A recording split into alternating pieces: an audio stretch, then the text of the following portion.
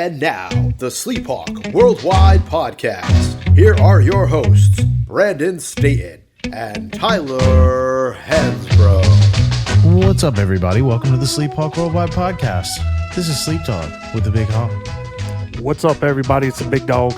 Excited about being back on here with Sleep Dog. Happy Father's Day, Sleep. Thanks, man. I mean, a shirt yesterday. One Yeah. team, one dream, baby. That Bugs Bunny on it, man. I'm getting ready for the Olympics. I got a book today from my son. That was cool. It's weird, the first time. So I had we'll get into this in a little bit, but had a meeting, a business meeting I was trying to arrange, and they were like, "Hey, well, we're going to be in Pinehurst on Sunday. If you want to run down there and meet us there for like breakfast or something." I'm like, "Yeah, sure." And then my wife was like, "It's Father's Day." And I was like, "Oh yeah, I got a kid now." So it's funny because like until you have a kid, Father's Day is cool. I mean, it's just you got to call your dad and all that sort of stuff. But I'm gonna be honest with you, like I don't know, it never had the kind of meaning it had today. So it was really really cool, kind of cool to have a kid. So happy Father's Day to all the fathers out there. I guess what I'm trying to say is I get it now. It really is a great holiday for dads. Before you just kind of mail it in like, "Hey, Dad, man, here's a T-shirt, coffee mug. I called you. Sorry, Dad, man, I didn't realize it was that cool." But it is. So we'll get into, there's Father's Day, but we'll get into the U.S. Open just ended right before we came on. Bryson DeChambeau won it. Rory might have lost it. We'll talk about that. I did go to Pinehurst today, as a matter of fact, and I'm going to talk to you about what I think happened to Roy, and it has to do with SleepHawk curse. I think it might be real. I met Manolo. Manolo teaches golf, and we'll talk about that. He was a cool dude. Vance Honeycutt is going bananas for the baseball team, so we'll get into a little bit of baseball. Games going on right now as we're recording. But we're going to stick to this trend, talking about basketball, all right? We're in the offseason, the throes of it. Big Hawk talked about last time the importance of off-season workouts. We spent a lot of time, explaining kind of how they work, why they're important, all those sorts of things. Mm-hmm. So we posed the question over the week for Big Hawk to ponder.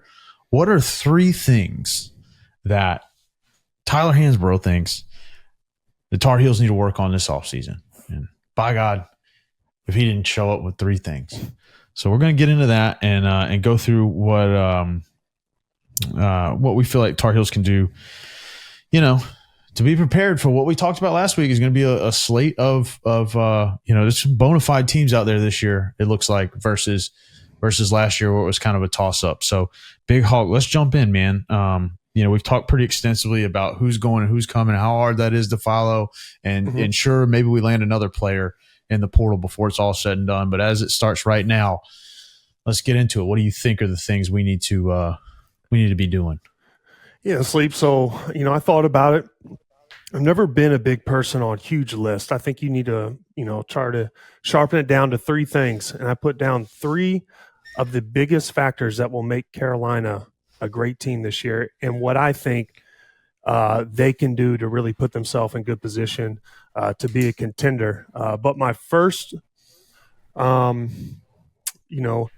biggest factor to me is their pace of play. I think last year when they played fast and they pushed the ball, they shared it, and they got high-quality shots, I thought that's what really made them great. But that's also excluding – now I'm going to touch on defense here in a sec, but a lot of the offense last year we got through our great defense. But I still think every opportunity that this team gets, they should push the ball and play fast. And here are some reasons why they should play fast. First of all, if you look at the lineup, we don't have the biggest lineup. You look at the Trimble, RJ, Cadeau lineup, that's a pretty small lineup, which I think there's a good possibility we'll see those guys on the court a lot this year. And I think if you use them to their best abilities, I think it's pushing, running. I think Cadeau is one of those guards that has multiple speeds. He can juke and jive through different defenders, and he has that button where he can go really fast or really slow, and you never know when he's going to turn it on or off.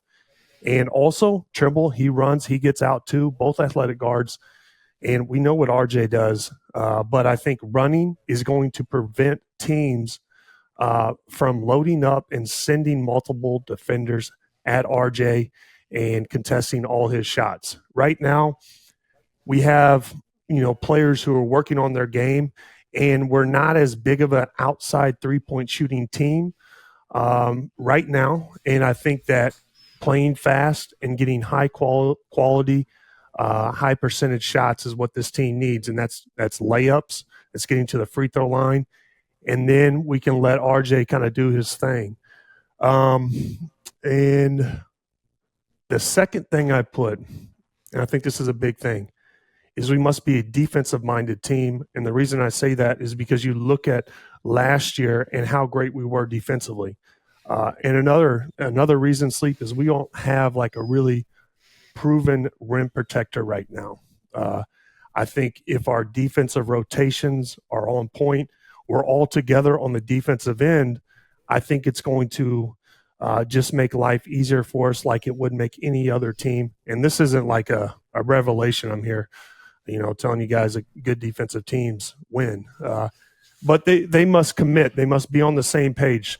We're having a lot of players that are going to play more minutes than they've ever played before, and they've got to commit to the small defensive rotations, help the helper. They've got to be there on help side. And I think we've really got to get out and put a lot of pressure on teams and be a great defensive team and build off of what the coaching staff did last year. And I think that's going to make us a great team. And the last factor, Sleep, is this year we've got to have multiple X factors. We've got to have players, who we think could be good and we have expectations for them, but they haven't really, had the opportunity or the chance to really give it to us or show us a big sample size of what type of player they could be. And I just wrote down, everyone's talked about Jalen Washington and his development. We've talked about it on the pod. Listen, he has all the attributes. He has size. He has great hands. He has athleticism. He just needs to put it together and be consistent. And I think he will dominate. And if he actually develops and becomes the player that we think he can be, this team's going to be scary. And I think Jalen's going to surprise a lot of people because the potential is there. He could be an inside-outside threat. He has a good jump shot. He has good moves. He just needs to build his strength, get his confidence up. And also he's been a little unlucky with some injuries. So if he stays healthy and works on his body this offseason, I think that would be big. But also this next guy I'm going to talk about, Jalen Withers, he's a very athletic guy. And if you saw during the tournament last year, kind of late, he started getting his confidence. And at one point, Jalen, he was actually an NBA draft prospect. And a lot of people thought he was going to be an NBA player. And I still believe in it. He's got the athleticism. He's got the size. He just needs to, put it all together and get his confidence going. I think he's going to be a great player, and he needs to figure out basically how to have a huge impact on the team whenever he's in there, whether that's 1 minute, 2 minutes, 10 minutes, 20 minutes, whatever, have a positive impact and play hard because he could be scary good as well. And Zayden High, I think he could be a player that could provide some size without some outside shooting, and I think that would be great for this team. I think he is capable of doing that as well. And then obviously we have some good freshmen coming in. And, I don't really follow recruiting that much or put that much into it because this is a whole new ball game. And I've seen it a lot in college basketball where you have some guys that don't really meet the hype. I just want them to be incorporated. And I think, there's going to be some good freshmen that come out and, have big moments for us this year. Yeah. I mean, I think, you hit it on the head. Carolina's built 40 years of reputation on getting out and running the ball and pushing the pace. And you sort of, again, I'm not much to give like sage advice on strategy of basketball, but I think we've seen it happen. Hubert's kind of first year, I feel like maybe they tried to spread the floor a little bit. He tried a little something different, didn't quite seem to work, and maybe that was a blend of not having his own players and being able to install his own thing. But it just seems like over time they've kind of gotten back to getting out and pressing a lot more, and it seems to be working. And of course, like you said, with a small guard lineup, I mean, especially got RJ and Cadeau, I mean, those guys can get out and run, so why not utilize that?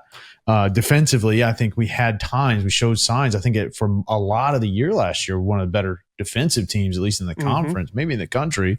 And then there were times when we sort of it sort of fizzled out a little bit. So I think, another year with a lot of the same core and just remaining the same defensively, I think Jalen Washington as an X factor is going to have a huge impact on defense. He's a big, long, tall guy that I feel like could probably guard inside and out. My thing from him is with more minutes, I'll be interested to see how disciplined he is guarding some athletic guys on the perimeter. He is a guy that if he's our only real big, he could get himself in trouble as teams draw him away from the basket.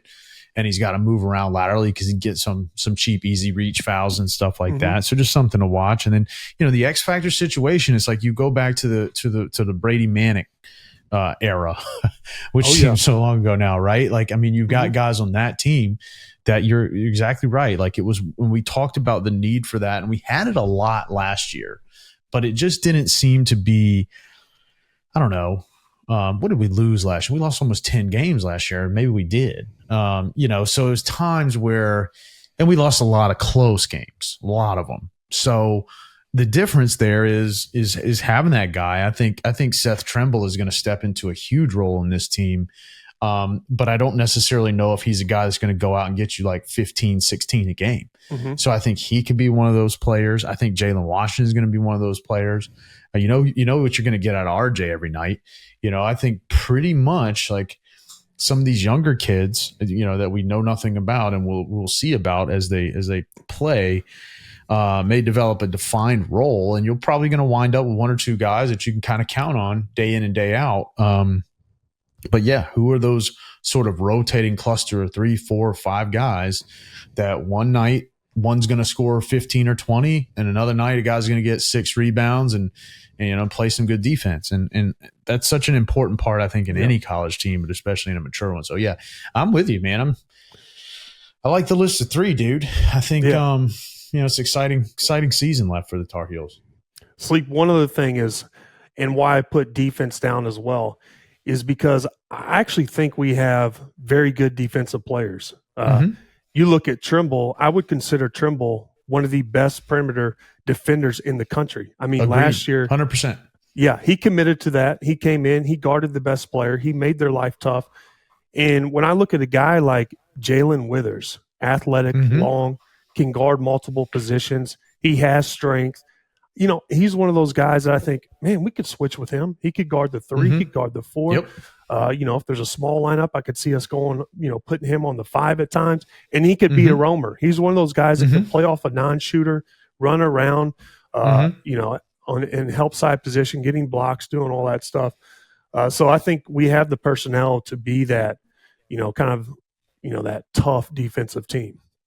Yeah, I'm excited to see too. I mean, I think the player I'm most intrigued by, I think I'm most excited that Tremble's back. The player I'm most intrigued by is Jalen Washington. I mean, I think, this could be a real breakout season for him. He's just a prototype, body, and he's got all the physical tools, and I think confidence and a little bit of luck, like you said, with the injuries, and you could really see a big season out of him. So that'll be fun to watch. And like we've kind of been talking about, man, it's all kind of kick starting here. Summer workouts just started a week and a half, 2 weeks ago, which is why we're kind of talking about it. So before you know it, we will be into practice and hell into the season. So and Sleep, Tar Heel fans, we should be highly optimistic.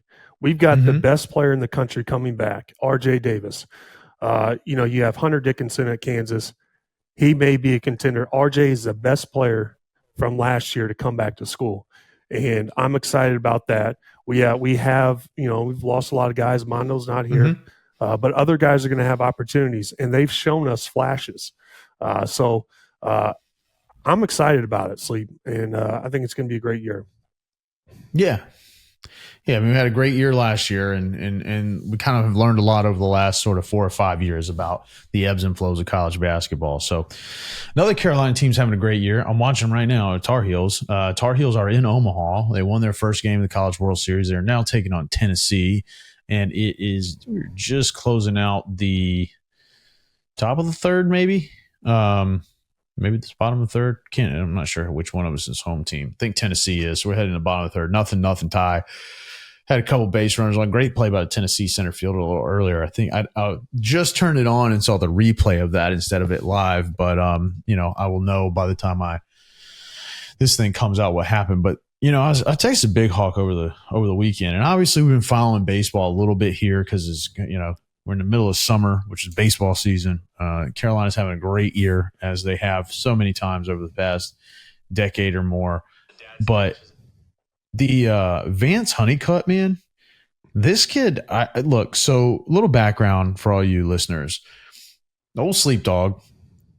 I was on the Daily Tar Heel the first year that Carolina went to the College World Series for 5 years in a row. So they had Andrew Miller, Daniel Bard, Chad Flack was on that team. Josh Horton was on that team. Tim Fedorovich was on that team. I mean, Andrew Kerrigan was on that team. They were electric. I mean, they were a great team. Really, really good team. Had some great players, a lot of good pitchers. I mean, we've had Matt Harvey come through here. Obviously, Matt Harvey's kind of like in a weird place, kind of where he got left off, but he was a great player. I had BJ Surhoff for the 80s people. Like BJ Surhoff was probably the most famous Carolina baseball player for a while. We had Dustin Ackley. We had all these other guys. I think Vance Honeycutt's probably the best player we've ever had. I could be, and listen, guys, so that was my knowledge. I went through college for about 5-6 years, kind of following the team pretty closely. Then, after I got out, I didn't follow them as close. I kind of have paid a little bit of attention over this year. And I've known, kind of followed lately Honeycutt since he came on. So I could be totally, pun intended, off in left field on this. But, I mean, what's bringing me to this kid is like showing up and, it's like Carolina keeps getting in these situations. And that's the cool thing about baseball is like baseball doesn't really have a situation where you're like equivalent in basketball to being like down 10 with a minute left, or down 10 with, a minute and a half, 2 minutes left.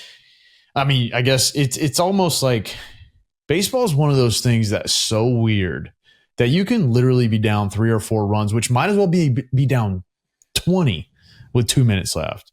In baseball, it can all turn around like that. And Carolina just keeps getting themselves in a hole and just miracles happening. Mm-hmm. And chief among them is Vance Honeycutt just like hitting walk-offs. Dude is legit. He's a great player. He's a great center fielder. I don't know. I haven't followed it at all, but he's got to be a top prospect. Got no idea. Just throwing that out. But no, he is for sure. He's got to be pushing, top 5 draft class. I don't know how it is with high school kids anymore and stuff like that, but I don't know, dude.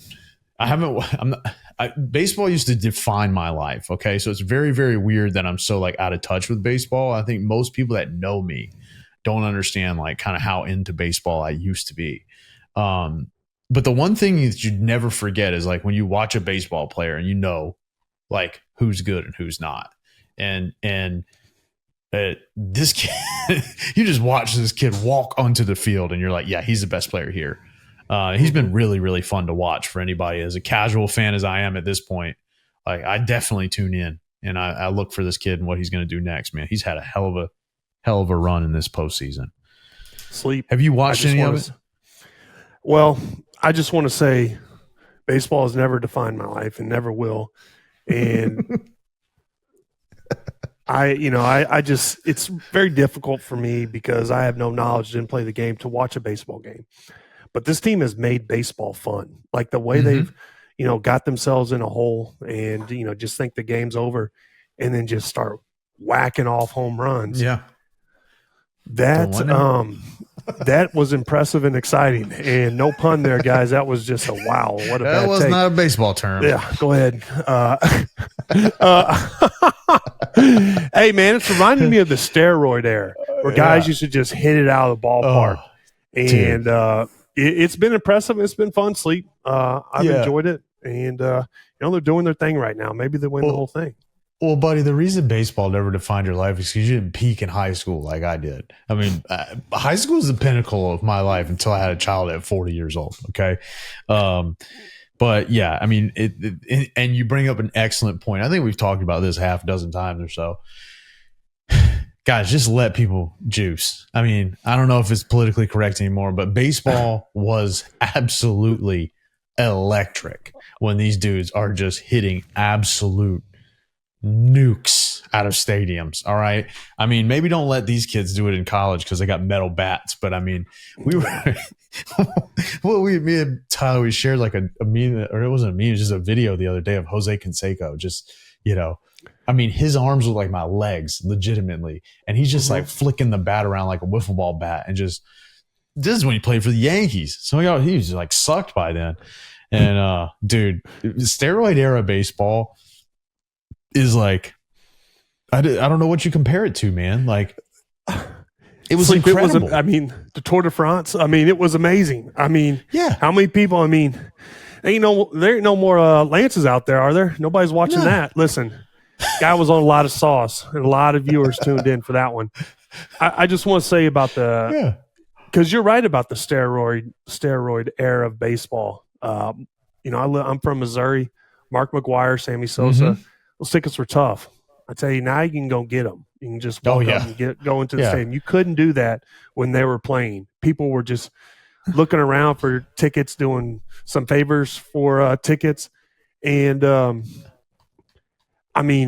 funny part to me was when you'd see a player in a contract year, they're kind of out of shape the year prior. Then all of a sudden they come into training camp. Come and look like Baywatch. Just jacked. Dialed in. Yeah. And of course the reporter's like, well, you really got in shape in the off season. Oh yeah, I've been, eating right. I've been eating raw eggs, working out every day. Yeah. He just got on a hell of a cycle. Yeah. And then he just goes out there and just crushes the ball ungodly past the out of the stadium, and everybody was into it. And it was probably morally wrong, but it was good baseball. You can't deny that. And like everything about life is morally wrong now. So like, why are you still like all upset with these dudes because they quote unquote might have taken steroids? Like, dude, look at them. I mean, they look like thoroughbred horses. Yes, they took steroids. I got that. Got news for you. Yeah, it's just crazy. Sammy. So I was just looking before we came on. Aaron Judge. This is June 16th. Aaron Judge has 26 home runs. Okay. I don't know how that compares historically, but that's a lot of home runs at this stage. You get 30 home runs before the All-Star, 30 or 40 home runs before the All-Star break. Like, you're doing something. And he's probably on pace for that. Dude, Sammy Sosa hit over 60 home runs in a season 3 times and never led the league in home runs. I mean, it's pretty astounding. Aaron Judge hit 60 last year, and everybody, or 61, 62, 63, I don't know. And everybody tries to dial back the clock and say, oh, that's the pre-steroid era. Dude, no. I watched Barry Bonds hit 73 home runs in one season. And, dude, literally got walked like 200 times. I mean, dudes, I remember Barry Bonds getting walked with the bases loaded intentionally. Amazing. Like, dude, baseball then was, and now the thing is crazy is the pitchers are all throwing 100 miles an hour, like all of them. So let them juice, dude. Like, you mean to tell me that Aaron Judge on steroids wouldn't just be must-see TV? Absolutely. I mean, that guy would hit the ball 800 feet. You know what, Sleep? I'm not going to pay money to go see a normal Joe walk out there and hit the baseball. I want to see an absolute beast come out of the dugout. Everyone's pumped up. And this guy is like, good God, man, that guy's been just yoked. Come out there like just smacking the ball. Mammoth. Yeah. I bet this is a great segue, because you know what I would pay money to see an ordinary dude do? Go out there to PGA or the US Open and play on the PGA Tour. All right. And we kind of saw it with Bryson back. Yeah. So let's close the door on baseball. Baseball is great if you're a Tar Heel fan. It's really, really fun to watch right now. Let them juice and get even better. Okay. US Open just ended. It was at Pinehurst #2 in Pinehurst. I think everybody that probably listens to our podcast knows that we're pretty local there. DeChambeau wins it. Rory loses it. Roy misses a 2.5-footer on 16, misses a 3-footer on 18. Poor guy. I'm going to get to the SleepHawk curse here in a second. But I was thinking as I'm watching this, and like, you see DeChambeau under this magnolia tree with a root by his ball. And he's like thinking over this shot. He's taking all those like half practice swings. And they even said in the broadcast, like, how little he practices his shot. And I'm like, Brother, I feel like I could hit that shot better than Bryson DeChambeau. You know why? Because I've hit 10,000 more of them than he has. Okay. Now he did fine with it. And once he got into the bunker, then it's that, hey, look, all bets are off. Okay. Because you're going to see me skull one over there, and about 3 or 4 people in that porch are going to the hospital. All right. If I'm hitting that out of there. But it's funny to me. Like, I feel like golf, and like we've talked about this a lot with like Olympic sports like track and field, like basketball, football, somebody die. Baseball's already boring and getting more boring when somebody's not good at it. And I'm going to hold my breath on like what a regular person would look like in the WNBA. But like golf, they should let every event like that, there should be a 5th major where there's a threesomes of pros, and one of the foursomes is a guy like me. And maybe the deal is you got to be able to break 100. Okay. Cause that way, but I want to see those guys, how good they are when they got me over there, like looking for my ball, you know what I mean? And they're like, God, and I'm 150 yards behind them on the drive. And then I skull one and roll it out into the rough. And then I got to hit it again. And I snap hook. And do that wears on your patience.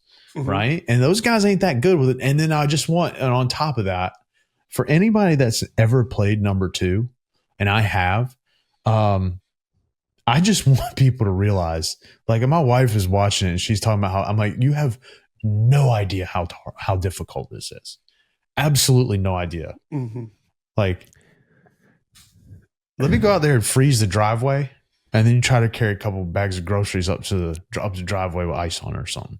You know, it's harder than that. I don't know how to equate it. Well, Sleep, I just want to say DeChambeau, he's come a long way since, he first started playing on the tour when he was using the protractor or whatever to kind of read. And that hat, man, I get the Payne Stewart connection, but Jesus, ever since he got rid of that hat, everybody loves him. Yeah, he's a likable guy now, and I agree. it was good to see him win. The storyline was pretty cool. He really embraced it, which he should. I guess there's a connection there. Payne Stewart is a Missouri guy as well, so respect that. But I will say, watching, them play the Open at number 2, which is a course that we used to go chop it up on. I got a lot of satisfaction, because I saw some of the best golfers in the world miss a lot of easy putts, short putts, and I was like, well, I shouldn't have gotten so upset when I just kind of mishit those little breathed on that one and it blew by the hole. Yeah. And Rory had the lead, and boy, that guy had a hard time even putting it in the hole. Good grief. Yeah, I was, man. You're that was tough to watch. Home plate umpires just absolutely railing the heels right now, by the way. Yeah, it was tough to watch. So here's the SleepHawk curse. So I did, at the top of the episode, I talked about this business meeting. They told me to go down to Pinehurst. I came down to Pinehurst. I'm eating breakfast at the Carolina, which is the main hotel right across the street from number 2. And we sit there, and I'm like having a conversation in a professional setting, and like this table right next to me, I'm like, that's Roy McIlroy. And I was like, I just expected them to be staying in one of these houses or something. I didn't expect Roy McIlroy to be in the hotel eating breakfast at the buffet, and he was right next to us. And it looked like he just woke up. It was like 9:30, 10 o'clock. I was like, wow, all right, that's Rory. Didn't go up to him because I was like, he's got a lot on his mind lately, and probably some more important things to worry about right now than a picture with Sleep Dog. So I'm definitely going to get rejected. And so I didn't. But I thought to myself as I was leaving, I was like, dude, this guy might win the U.S. Open. And I basically can just tell people by the time that story sort of becomes, something of folklore, I can just tell I was eating breakfast with Rory McIlroy today. He won the U.S. Open, And then I got to thinking what would probably really happen is it probably wasn't good for him. I was like, you come within arm's reach of Sleep Dog anywhere near the golf course, especially when you got something to do important.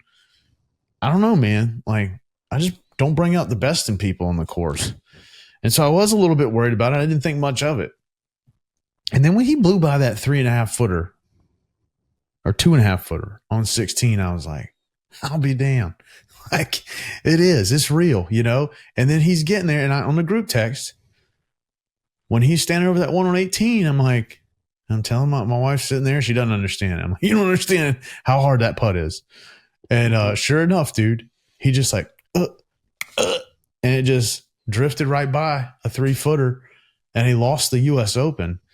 And I think it might have something to do with it, man. I feel kind of bad.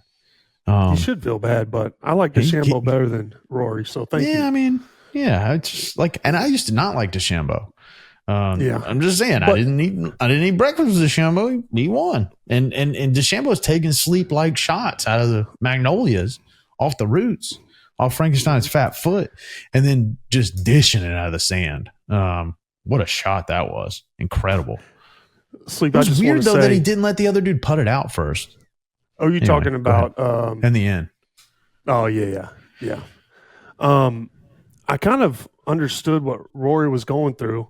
Obviously, I've never led the U.S. Open and kind of tricked it off in the final few holes. But I will say sometimes when I play golf, my mentality or strategy is to get it as close as possible to the hole where my group just says, hey, pick it up. That's good. Yeah. And God forbid they make me putt some of those out because I'd be looking like Rory out there. And I always try to get it close enough to the hole where they're like, just go ahead and pick it up. Yeah, and then just kind of lollygag around it a little bit. Like, don't even line it up or anything. Just sort of reach your putter out there and see if, it's good. It's just like, would they play with me, dude? I can get it 10 feet, and somebody's like, dude, just pick it up, for Christ's sake. We'll be here 20 more minutes if we try to let you putt this out. That's a good way to look at it. I've never been in contention for the U.S. Open, but I've never blown it either. You know what I mean? Mr. Brightside. All right, let's see. So we've both played number 2. I've played it once. It was fun for me to watch because it is an exceptionally hard golf course. Now, when you're a guy like me, the best I've ever been, I think, was like a 13 handicap. I don't even know if that was accurate. Okay, I shot in the 80s a couple times, several times, but I wouldn't say many times. Okay, shot 81 at Findlay was the best I ever did, and I was playing every single day. All right. So golf is hard in general. I could go play it anywhere and it feels like Pinehurst. But Pinehurst in particular is like impossible. Okay. And it's not impossible. Like getting to the green is just like any other course, man. Like if you can kind of like, get it going, like you can get up there close. But on all these other courses where you land the ball in a greenside bunker, or you land the ball short of the green, or you miss the green long or left or right, it's like you still got a fighting chance. Ain't no chance, dude. I mean, you got to hit like shots that PGA like tour winners, like major champions would consider a good shot. And I got news for you, buddy.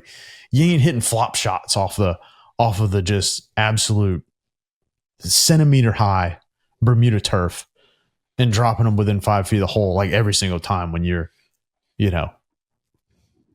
20 yards off the green. I mean, you're just not. And you're just going to go over and back and over and back. And you saw a couple guys like hit ball, like putters. They put it up and they roll it back. And it's just like the thing about them playing that at Pinehurst number 2 is it's cool to see someone struggle on a course that you struggle with, because then you realize like, yeah, this shit really is hard. What's your best number 2 story? You ever played good there? Cam said he shot a 74 and you were there. Don't believe it. Yeah, I don't remember. I wasn't keeping up with his score, but a couple gimmies. He hit me up to kind of like, yo, validate that. I'm like, dude, I don't keep your score. I believe you, though. You're a good golfer. I was playing a lot of golf when I got on number 2. I've played it a few times. It's just a special course. First of all, because of all the history in Pinehurst, and it is, everyone talks about number 2. And I really enjoyed watching the Open on a course that I have played. And I thought that was new for me, but really exciting. And also, my favorite thing about Pinehurst in general is the Cradle. I think the par 3 course is really fun. But specifically talking about number 2,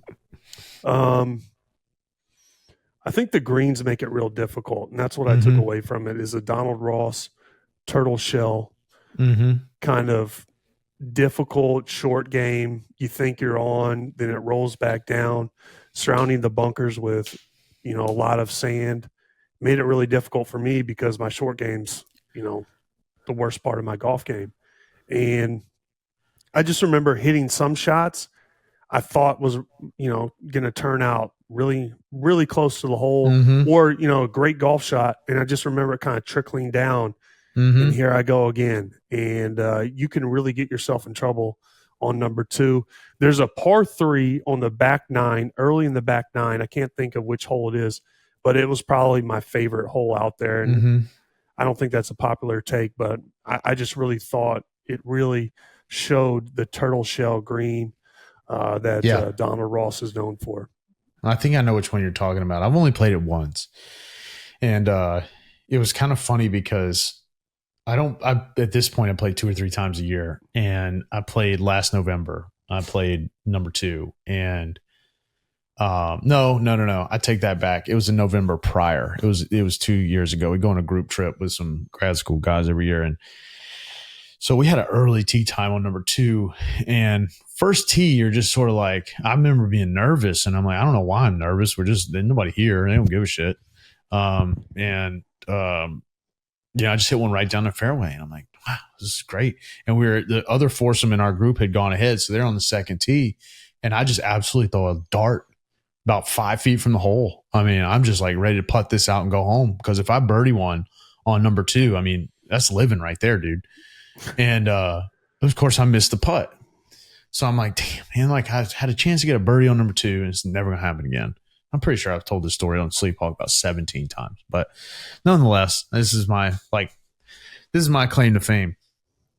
So I'm like, well, I missed my opportunity. And dude, this is the last day of our trip, and we've had the same caddies. We played like 4, 8, and then 2. And these caddies, these poor guys, have been lugging our bags, 300 square miles, trying to, keep us moving. And dude, I go on a run. I don't remember exactly. I had triple, 4, quadruple, like I'm just a billion. But like on the front 9, I birdied 3 out of 4 holes. After making par, I had a par and 3 birdies on the front 9, and that is the God's honest truth. Okay, I think I had 40 on the other holes by themselves. But the caddy was like, dude, I've been watching you all weekend. He said, you are the most like good and bad player I've ever seen play, because I can like actually play okay. And there's no average round for Sleep Dog. Okay. It's either like, dude, I ain't never seen you play that good, or I've never seen anybody play that bad. And this guy couldn't believe it. I mean, he was my ultimate hype man. 3 out of 4 holes I birdied. Shot 49, okay, with 3 birdies and a par on number 2. And I did not sniff 100. The back 9 was just an implosion, dude. I remember, so where all the bleachers were as you're coming up, where Bryson was today, like I hit my approach to the green. It would have, EMS would have had their work cut out for him, because I did not 3 people's teeth out in those bleachers on my approach. It actually sliced it onto the driving range is what it usually is. So yeah, dude, that's why I feel like number 2 would be a hell of a lot more interesting with a guy like me paired up with, Rory. Rory might feel better. I mean, Rory might have won the U.S. Open if I'd been in his foursome. You know what I mean? It's a true story. Or that, or just totally lost it a long time ago. An absolute collapse. The whole 18. Well, he did that without me. Well, see, anyway, the thing I would really like is with the normal golfer is you have this tight gallery of people watching golfers, and then I would like to see everyone kind of scatter when old Sleep Dog pulls out the tee, and they're, oh, this is the guy, this is normal guy, the DOD, and watching everyone scatters. They're trying to get out of your way before you hit the ball. But the other thing, Sleep, is when I watch these pro golf tournaments, these big golf tournaments, and I always get mad because I feel like having the bleachers there, they have a backboard. Yeah. And I remember on the 18th hole in particular at number 2, I had just gotten so tired of falling, coming short and just having that ball roll back and down. And by the 18th hole, I'm like, listen. Which, by the way, is the only one that goes away for that. It just rolls uphill. So, yeah. Yeah. And so also on the 18th, they have like the clubhouse, the everything porch, in the back. And my mindset was, I don't care if it's going through that damn clubhouse. It's not going to roll back down this damn hill. That ball is going to stay up. Whether it's in the dining room or not, we'll find out. And I remember I just struck that thing. Scud missile. God. It didn't make it there, but I could see some people. They almost started scampering, but it's wild. That is a tough hole. Because I've spent a lot of time there, and it's like, because every time you go play any of those courses, you go hang out there, and it's like you watch people come in, and it's a lot farther away than you think, even for an amateur golfer. You'd really kind of, the way the math works, I mean, you'd have to pull out a 3-wood from very close to probably try to make it on the porch. But yeah, it's just a fun place to finish up any round, because if you're there in the afternoon and people are just kind of hanging out, like it's like one of the only places you can ever just go and have an audience, whether you want it or not, when you're finishing up. And usually people are what are those things called, haymakers or the transfusions. You got dudes about 6-7 transfusions deep, cackling at you while you're standing over a 4-footer that's like putting it on a hockey rink. So yeah, no, it's a lot of fun. But the one thing I want to say is, like, I did, so the tournament was great. I did meet Manolo. And for those of you that follow this dude on Instagram, Manolo Teaches Golf I'm not sure his nationality, maybe like Colombian or Venezuelan or something like that. I could be totally wrong with that. Dude's absolute riot on there, and he's the best at just telling people like me, like, dude, you're just not good, brother. Like, follow these tips, do the best you can, have fun with it, and just get on with your life. Like, you're not going on tour.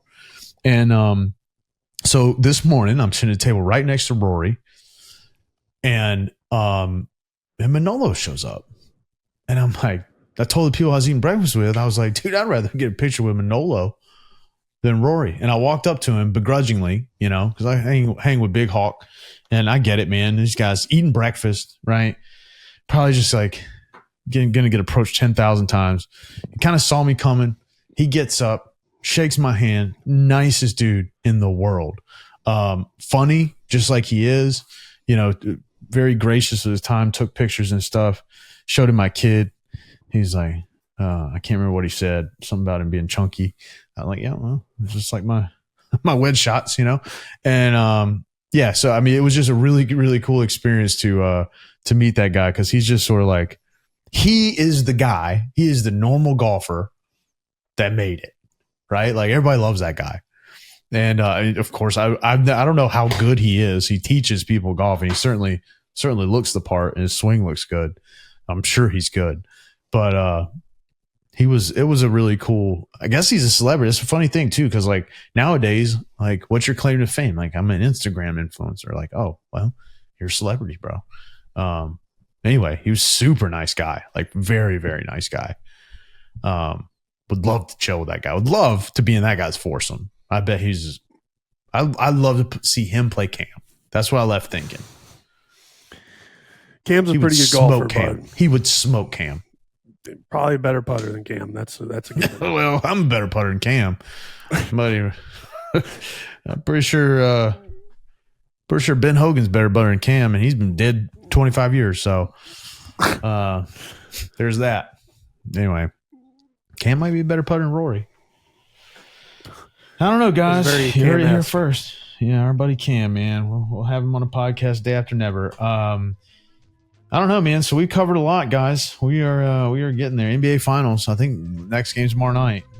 It's only a matter of time for NBA basketball. Finally put out of our misery. Next week we'll get into something else Carolina related. We'll get into NBA draft, and hopefully get into Heels being World Series champions. They just see, as soon as I said it, 3-run homer. Literally, as soon as I said that, something about it, man. We gotta curse. We gotta fix it. You got anything else, Big Hawk? Stay safe. Stay safe.